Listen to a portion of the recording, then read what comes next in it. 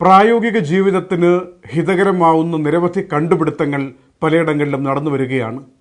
വെള്ളം ഉപയോഗിക്കാതെ എങ്ങനെയാണ് വിശ്വാസികൾ ഒളു എടുക്കുന്നത് എന്നതിനെക്കുറിച്ചുള്ള കണ്ടുപിടുത്തത്തിൻ്റെ ഭാഗമായും അന്വേഷണത്തിൻ്റെ ഫലമായും ഒരു മെഷീൻ കണ്ടെത്തിയിരിക്കുന്നു മലേഷ്യയിലെ കണ്ടുപിടുത്തക്കാർ.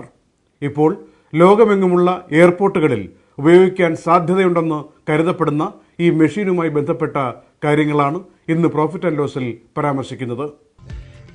വിശ്വാസികൾ നമസ്കാരത്തിന് മുമ്പ് വെള്ളം ഉപയോഗിച്ച് വുളുവെടുത്ത് ശുദ്ധിയാക്കുന്ന നിർബന്ധിത പ്രക്രിയ നിർവഹിക്കാൻ വെള്ളം പാഴാക്കാത്ത പുതിയൊരു മെഷീനുമായി മലേഷ്യയിലെ കണ്ടുപിടുത്തക്കാർ രംഗത്ത്.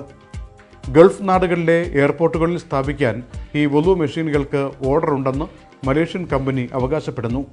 170 കോടി മുസ്ലിം ജനതയിൽ ആഫ്രിക്കയടക്കം പല മേഖലകളിലും വേണ്ടത്ര ശുദ്ധജലം കിട്ടാത്ത സാഹചര്യം നേരിടുന്ന കോടികളുണ്ട്. അവർക്കൊരു പരിഹാര നിർദ്ദേശമായാണ് പുതിയ വുളു മെഷീൻ്റെ കണ്ടുപിടുത്തമെന്ന് ബന്ധപ്പെട്ട കമ്പനി അവകാശപ്പെടുന്നു. AACE ടെക്നോളജീസ് എന്ന മലേഷ്യൻ കമ്പനി നിർമ്മിച്ച ഈ വുളു മെഷീന് $4000 വരെയാണ് മാർക്കറ്റ് വില. മലേഷ്യൻ പ്രധാനമന്ത്രി നജീബ് റസാഖായിരുന്നു ഈ വുളു മെഷീൻ പരിചയപ്പെടുത്തുന്ന ചടങ്ങിലെ മുഖ്യാതിഥി. ലോകം ഈ മെഷീനെ എങ്ങനെ സ്വീകരിക്കുമെന്നറിയാൻ വിപണി കാത്തിരിക്കുകയാണ്.